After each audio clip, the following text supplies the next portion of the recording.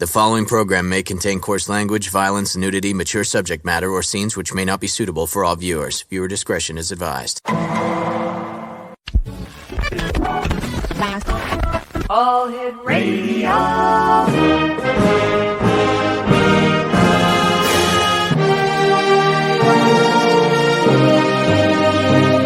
Welcome to the X Zone, a place where fact is fiction and fiction is reality.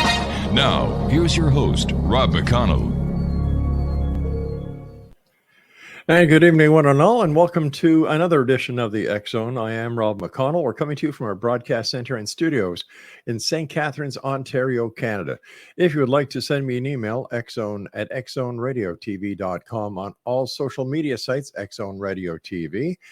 And tonight we're coming to you around the world on the Talkstar Radio Network, Mutual Broadcast Network, X-Zone Broadcast Network, and Channel 54 on Simul TV, which is the X-Zone TV channel.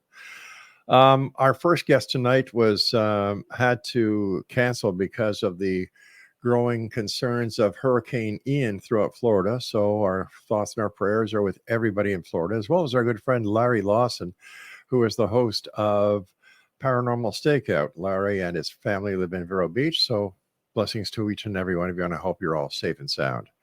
My first guest this hour, X-Zone Nation, is Tom Hogan, and Tom is he's an author, and he was also a well, let's bring Tom on and let's talk to him. Hey, Tom, how are you? Good. How about you, Rob? I'm doing pretty good. Tom, you went from Silicon Valley to writing the books you do. How did that happen? Well, I had a background that was not traditionally Silicon Valley to begin with. And that was, I got into the Valley out of university teaching. I was a professor of Holocaust and genocide studies. So it wasn't like I was a computer geek who got into the Valley. I was someone with a humanities and a human rights background that got in. And so I always figured that I would be leaving Silicon Valley when the time was right, to pursue other avenues. I kept writing during the time that I was running marketing for companies like Oracle, et cetera. And then my wife wanted to leave Silicon Valley. We'd been there 20 plus years and come back to University of Texas or to Austin to get involved in the political issues that are going on here in the state. And so that's what we did about 5 years ago. Why do you write about such grim topics, though? It's one of these bad jokes about you write what you know, and then people say, well, then you must have been abused as a child. You're writing about pedophilia or, et cetera. My first novel was about prisons and sexual violence, but I knew quite a bit about that, not because I'd been in jail, but because my wife was the head of the Rape Crisis Center when we first met. I mean, this was a fun couple. I was a Holocaust professor and she was a rape crisis counselor. So, you can what imagine, did you talk about on dates, I was going to say, it wasn't the dates. It was that people were afraid to invite us to parties. They'd say, these are nice guys, just don't ask them about work, And so I knew what I was writing about secondhand based on my experiences living with her and hearing all of the war stories.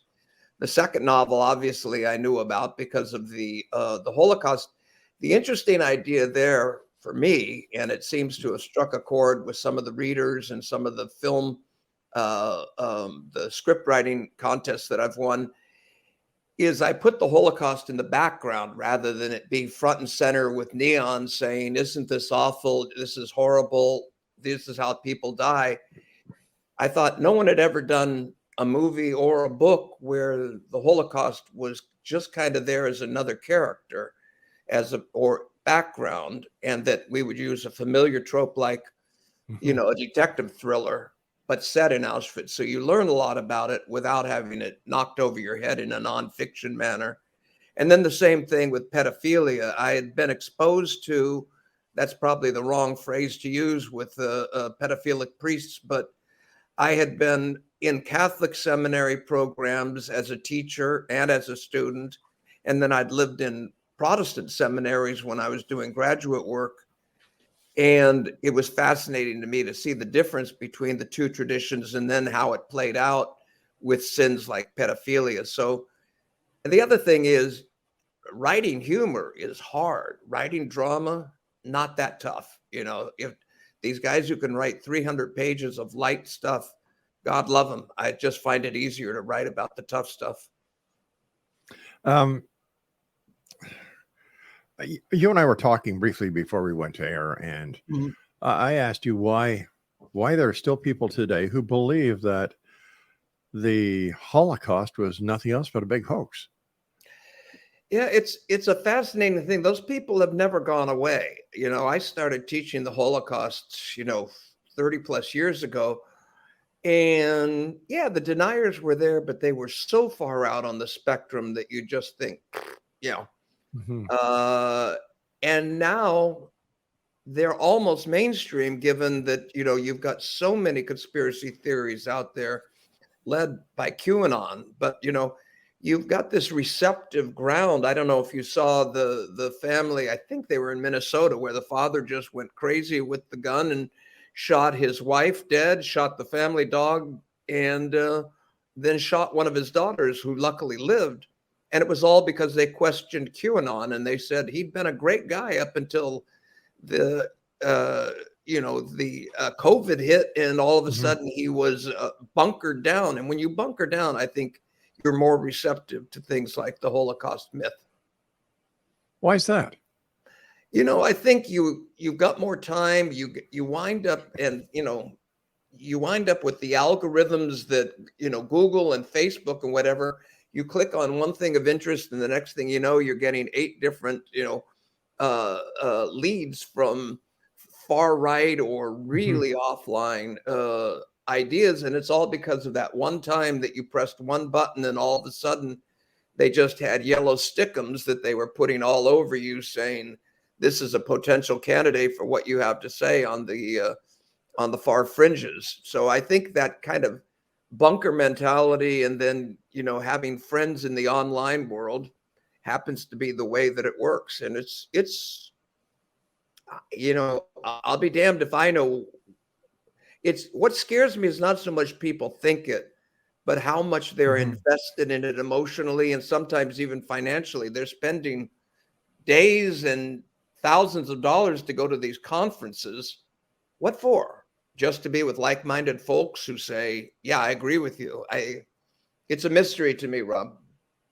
Why do you think the Catholic Church has been so tolerant of the amount of pedophilia that's been going on in the church?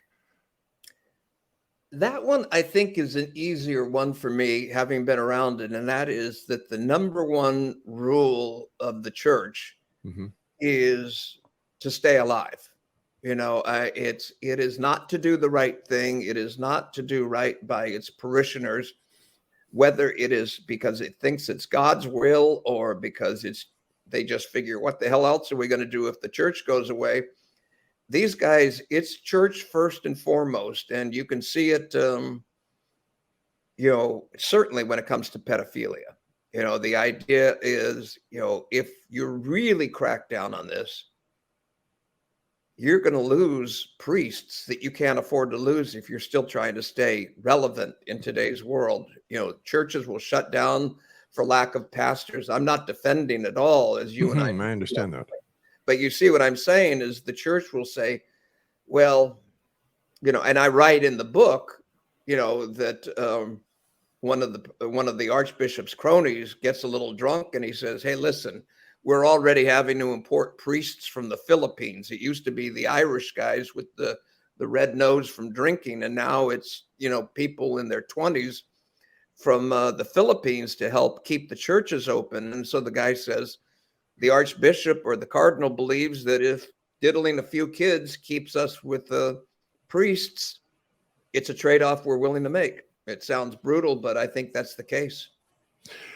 What people don't realize, and I'm sure you'll understand it, is that the church is a business. It's a corporation. You've got the headquarters, head office of the Catholic Church at the Vatican. The CEO is the Pope.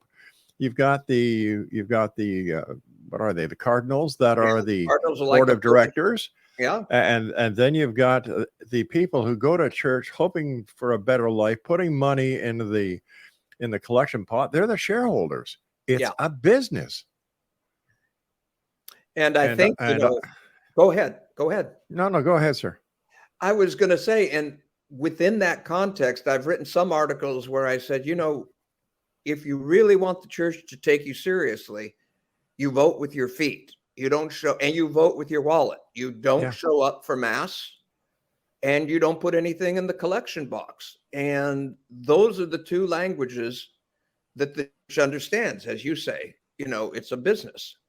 And if it starts to lose people and it starts to lose money, it'll take corrective action. Until then, why should they? The church is the richest corporation in the world.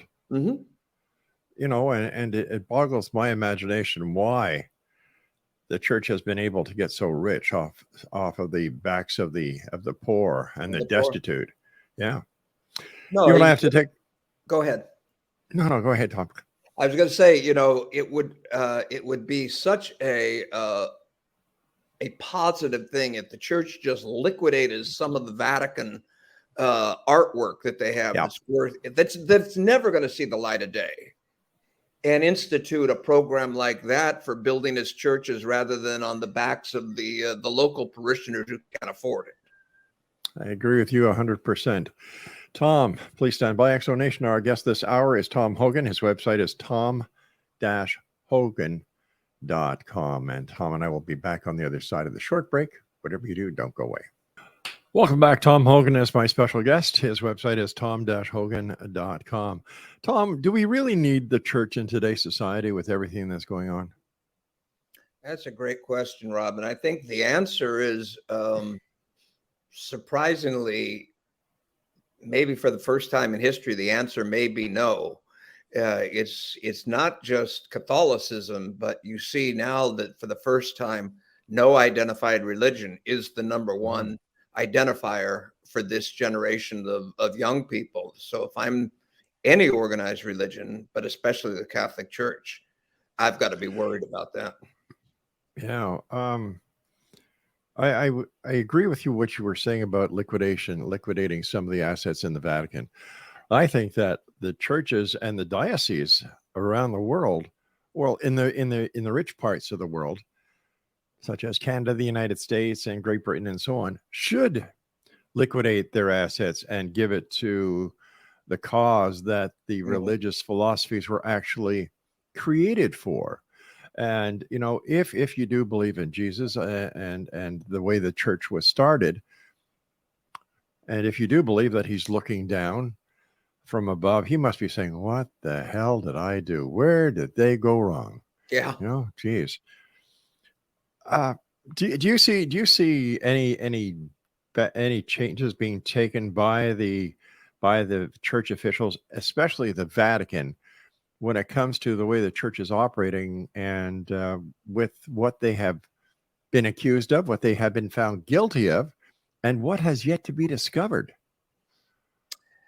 Yeah, and the to be discovered is, I think, it's out there in a big way. You and I were talking before the show that the Pope was in Canada apologizing for the actions against the indigenous tribes. Yes. If you want probably the best case study, as you were saying, is Catholicism still relevant today? You look at a country like Ireland, you cannot get more Catholic than Ireland, historically. For example, when John Paul II went there and gave an open mass, and remember, he had very restrictive, charismatic guy, but restrictive church policies. He drew, crowds of over 1 million people, 1 to 2 million people for his masses and his parades. Right. And then you get a guy like Pope Francis, who's a good guy, and trying to do some stuff. But in the interim, they've unearthed all of that information about the pedophilia and about the church, the schools for unwed mothers, where they'd never see the light of day and die and be buried on the grounds. And the country just rose up against the Catholic Church. And probably the number one example of that is that not the United States, it went the opposite direction from us, and it voted for abortion. And the idea that a Catholic nation would have turned its back on the church, the Pope, and okayed abortion, that's got to send shivers down the spine of, the Catholic hierarchy. Do you think that what we're seeing today in the world, like you were saying in Ireland and other predominantly Catholic areas, is a sign of what's to come? And do you see the falling of the church and the Vatican in the future? Well, it's an interesting question. We see it in politics, and I just finished an interesting book about identity and where we get our sense of meaning, and more it's from the tribes that we're in rather than the religions we believe in. And they said that religion has suffered because the tribes are there, which are much purer. If you want QAnon, you can find pure QAnon. If you want this or that, you can find that community online. You don't need to find meaning from an organized religion anymore. It's there in your computer. And so, yeah, I think, the whole idea of how people identify and what they're willing to put up with to keep that identity intact is the next real challenge for us as a society. I had a pastor on many years ago. His name was Pastor Harry Walther. And he said, we were talking about the Antichrist. And he said, Rob, the mark of the beast is not 666. I said, what is it, Pastor? He said, it's WWW. Yeah, that's a good one. I like that. Do you think celibacy within the Catholic Church is one of the leading causes of pedophilia? I think without a doubt, is when I'm talking to people, just kind of grounding them who don't know much about Catholicism or the priests, I said to them, I go, think about the cops. There's cops who join because they just love to serve. And then there's the bad bullies from high school who got the job because they like punching people around. Same thing with teaching, same thing with any service industry. You've got the great causes and you've got the washouts. Celibacy is one of those things that attracted certain people to the church. They were awkward with women. They may be repressed homosexuals back in the 50s and 60s. And there was a place that said, it's okay. You don't need to like girls. In fact, we're going to say that you can't go with them, and so it attracted, just like the bully cop, it attracted, Catholicism always attracted the cause central pastoral priests, and then it attracted the limited socially, who were either repressed or uncomfortable. And then they'd put them in a seminary with no exposure to the outside world. Well, what the hell do you think is going to happen? Yeah. So I think celibacy is something that a lot of priests like because it gives them an excuse not to function in the real world, the way Protestants and Jewish counterparts have to do. And it kind of reinforces their sense of isolation and say, it's not us, it's the church that says we can't date or can't marry or can't have sex with members of the opposite sex. What about the nuns? Where do they fit in all this?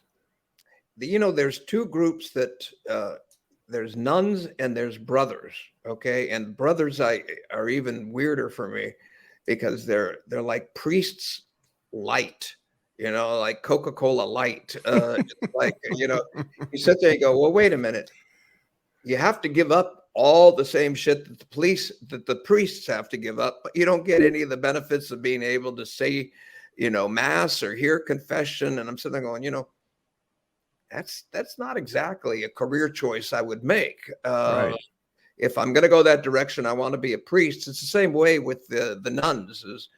I've met some wonderful nuns, but it's, for people who want a life of service, that's great. But there's so many other ways that you can pursue it and still have a different life romantically or, so it's a mystery to me because they're wonderful. They have a real sense of service, but unfortunately, they don't have any power within the church. None. It seems to me that the reason why the nuns are there to say, well, all right, listen, we're not only a boys' club, but we'll let a few odd members in. Right. And they'll let the Uh, nuns do things like, do the readings now and every now and again do a sermon, but the good stuff is still, just restricted to the boys. I, for one, would love to be able to go into the Vatican archives and see what is really there. I think that everybody's taste was tingled when Tom Hanks did the Da Vinci Code and the other great movies that he's done. Do you think that these archives should be made public?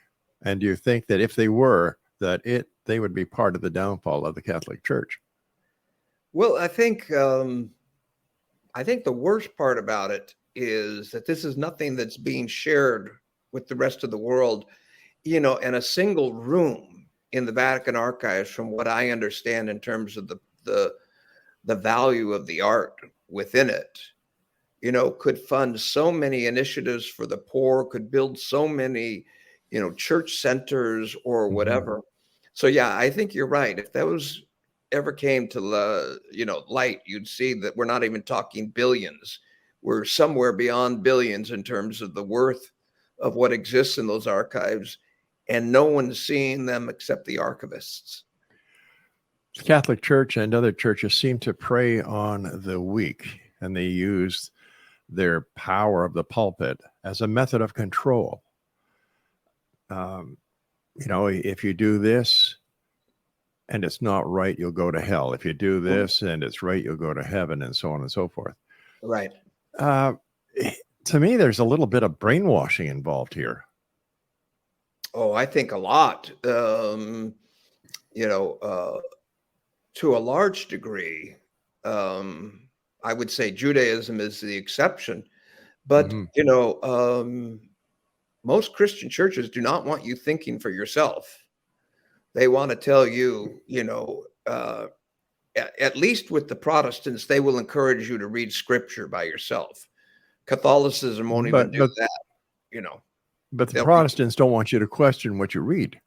No, exactly. I mean, if you look at what's going on, what you were talking about earlier, if anyone comes to any of the conservative religious and says, hey, listen, our own approach to things is violating so many of Christ's, edicts, or even the 10 Commandments or whatever. But especially as you were talking offline, what do you do for the poor? Yeah. Jesus is up there going, whoa, what happened to give away all of your riches and follow me? Yeah. So yeah, I think you absolutely, the less you think and the less you question, the easier your path is through your religion. I agree with you 100%, Tom. Thanks very much for joining us. You and I will be back on the other side of this break. And Explanation, if you'd like to contact Tom, his website is tom-hogan.com. This is the X-Zone. I'm Rob McConnell. Tom Hogan is my special guest, and we'll both be back on the other side of this break. Don't go. Welcome back, everyone. Tom Hogan is my guest. His website is tom-hogan.com. Tom, tell us a little bit about your book, The Empty Confessional.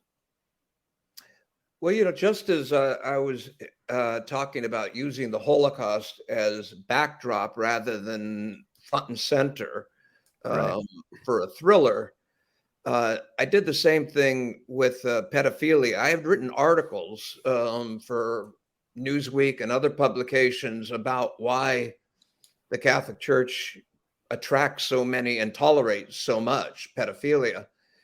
And I thought, the same thing is if I had a priest who becomes aware of what's going on and the depth of the pedophilia within his ranks and starts to take action against those people, it would be an interesting kind of detective thriller. And so what the idea is this guy's got his own problems, 27 years old, and he's already got his own church because of what you and I are talking about, the lack of other candidates. He's in over his head. He's attracted to one of his parishioners, and he finds an outlet for that in violence, but it's, in his mind, justified violence. It's the rapists and the spousal abusers he discovers through the confessional. and then as well the pedophilic priests that he discovers on his own outside of his outside of the church. So the idea was to investigate this again, not in a nonfiction heavy-handed, but you learn quite a bit about Catholicism and how it protects its priests, but in the context of a thriller rather than, a heavy-handed philosophical tone. How long did it take you to write this book, and what kind of research did you do? It took me a couple of years. The research, it's there. You just have to, pedophilia, Catholic priests, and then, go get a cup of coffee. It's going to take that long to download. It's so it's there. But for me, what was more interesting was the time that I had spent with Catholic priests or priests, wannabe seminarians, and then the same experience in Protestant seminaries. And what I mean by that is that what I remember from the Catholic experience was I was asked one time to interpret to a Protestant group how Catholicism and its ministry is structured. And I said, best way to think about it is an hourglass. Up at the top, you have God, the church, all of the rulings and teachings, etc. And down at the bottom of the hourglass is all of the faithful. In the case of the Catholic Church, 1 billion people. And right in the middle, that pinch point is the priest. The priest is having to interpret God to the people and the people to God. That's a hell of a lot to ask of, a young guy who's not really that equipped and not that well balanced to begin with, or he wouldn't be in a seminary. So, that kind of situation, it was less the research and more my personal knowledge, but it made sense to bring it into the book. Just out of curiosity, have you ever heard of any imams in any mosque with Muslims or the Islamic traditions or religions who have ever been charged with pedophilia? Not to my knowledge. No way. They have some odd knowledge, perspective about women as we're seeing in Iran. But yeah, absolutely. Yeah. Same thing with Judaism, but I don't know if you have seen the Southern Baptists have now come under the same kind of cloud. There was an independent audit done. Now, God bless them, that the hierarchy felt, I think they were surprised at what they discovered, but they, allowed an independent audit of the Southern Baptist hierarchy and found that it was rife with pedophilia and other pretty egregious sins. So it's not all Catholicism, but Catholicism certainly leads the pack. And you're right, Islam and Judaism, I haven't heard of very much at all. It would definitely be corner cases rather than institutional. I think that the media and the access to information now 24/7, 365 certainly is playing a big part. I remember the days when Jim and Tammy Baker fell from grace, and then Jimmy Swaggart fell from grace, and it was like a domino effect, and yet people still give to these organizations. It's like I don't understand it. To me, it makes no sense. If I give to an organization that I find out that is corrupt, is going against everything that I believed that they stood for, I'd stop giving. Yeah.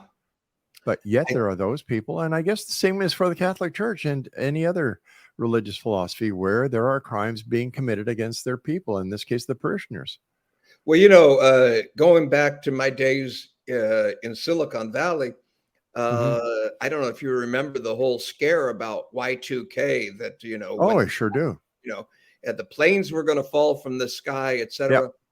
But what it reminded me of was, all of these millennialist cults that say, the world is going to end on September 27th, 2022, and everyone gets together in their, enclaves and waits for it. And then the next day happens and you sit there and you think, well, they must have disbanded by now. No, they double down. Either they don't want to feel stupid or someone comes up with a way of saying, well, we misunderstood the signs. It's actually 2030. And now these guys got another 8 years of belonging that they feel good about. Do you think that the present situation with the churches have a direct result in the increased number of cults in Canada and the United States? Boy, that's a tough one. Religiously, I don't see it. I certainly see it, though, politically. I don't know if you have the equivalent of, the white supremacist enclaves. It used to be just in Idaho. It used to be Coeur d'Alene, Idaho was like ground central for white supremacy and racism in general. But now there's all types of Coeur d'Alene, Idahos all over. I mean, you just have to see what's being discovered in the January 6th hearings in the U.S. and you realize that exactly. This was an armed insurrection, kind of closer to home for you. I don't know if you remember, but when the mob took over the Minnesota State House, and they had guns, and they eventually was revealed that they were going to try and kidnap, try and execute the governor. But I remember when that happened, most of us just saw that as almost like a bad frat boy event, that had gone crazy. A few militia types happened to get past security. No, that was a well-organized, and that was a precursor to what we see today. So yeah, I think there's a hole now that religion has created or ceded to the public. And you're right, Rob. I think whether it's political cults or ideological, that sense of belonging is coming from other areas than the Word of God. It's going to be very interesting for us here in Canada to watch what happens in your midterm elections that are coming up. Yeah. Because whatever happens in the United States, especially when it comes to the interest rates and so on and so forth, affects us up here. So as an American, what do you foresee as the result of the upcoming midterms? Well, I have to, it's kind of like they say, give a disclaimer. I work with two organizations down here. One is the Lincoln Project, which is was formed to A, protect democracy, and B, defeat Trumpism. And then the second group is the ACLU, the Civil Liberties Union. And I do creative work for them because I used to run an agency, and I've written a series of ads, all targeted at those people who are ashamed to be Republicans, but don't know what they can do about it. That's the group that is going to save the United States. It's not progressives like me, and it's not far right people like QAnon believers who can get enough people. It's rational people who are looking for a home.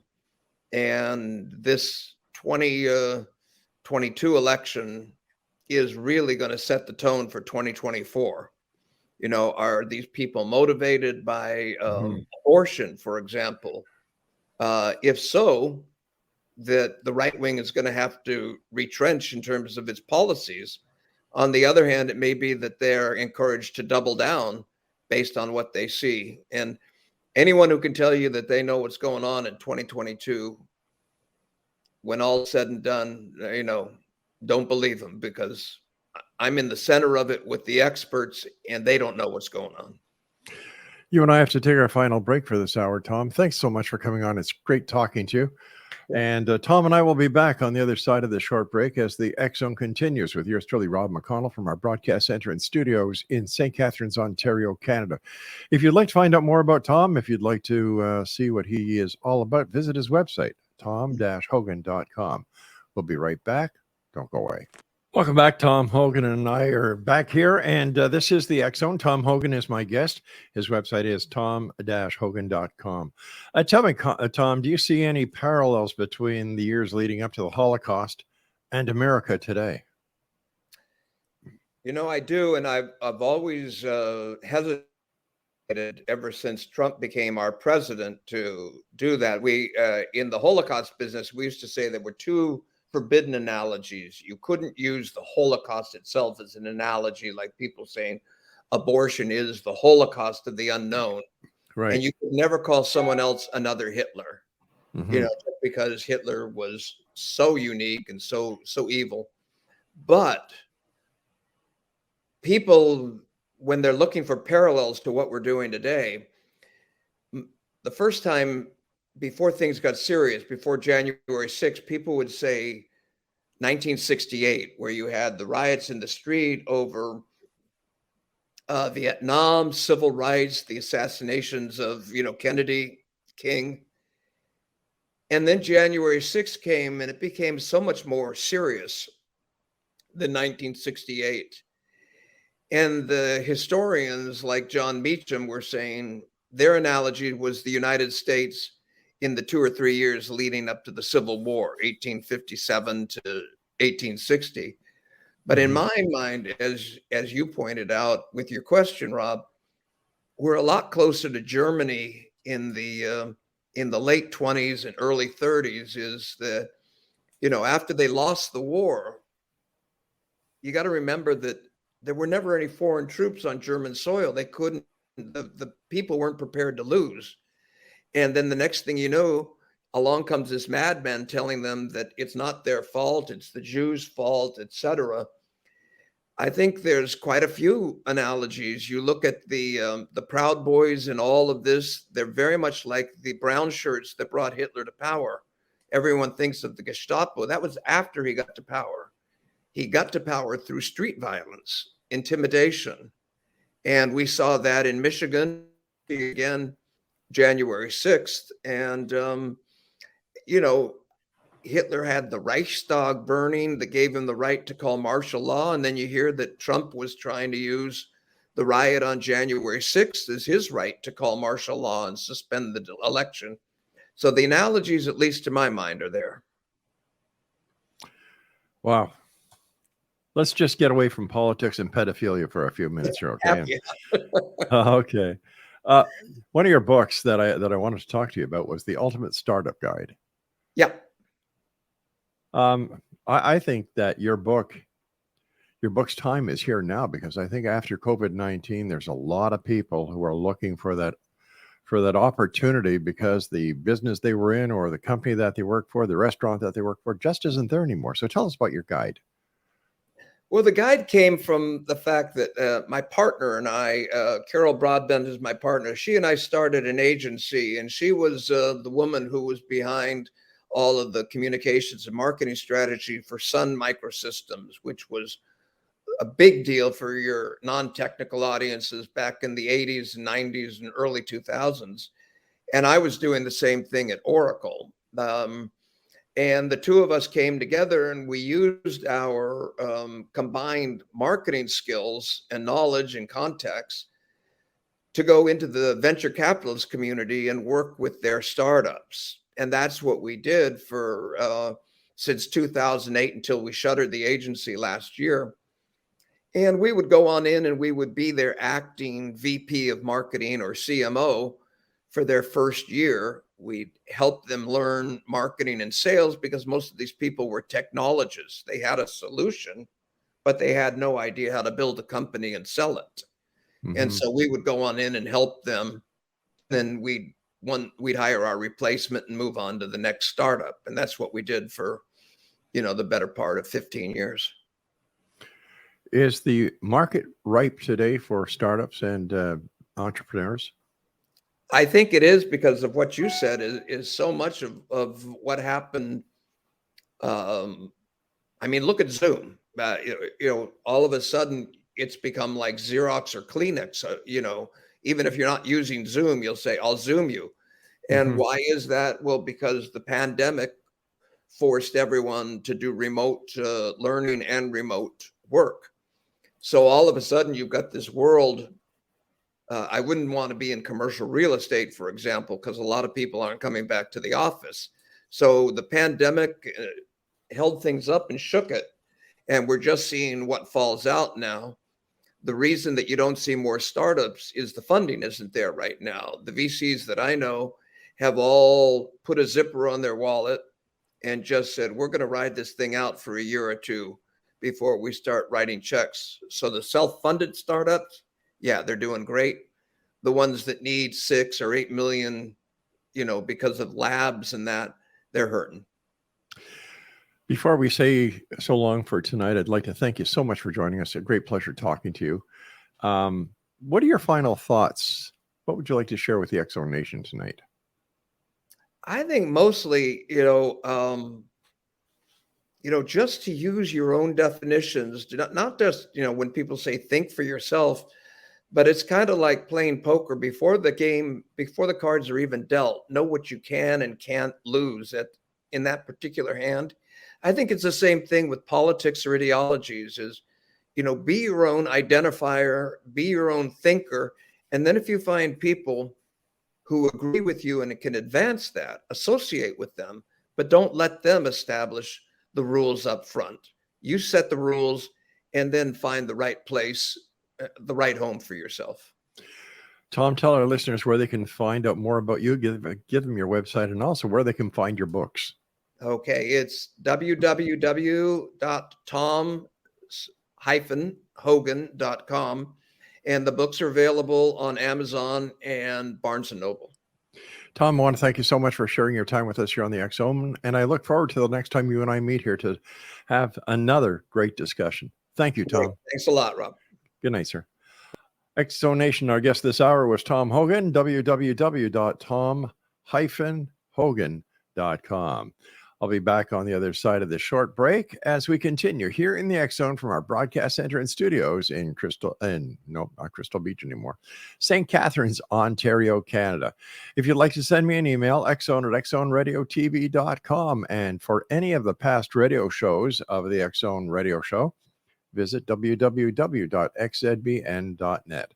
Don't go away. We'll be back at the top of the hour.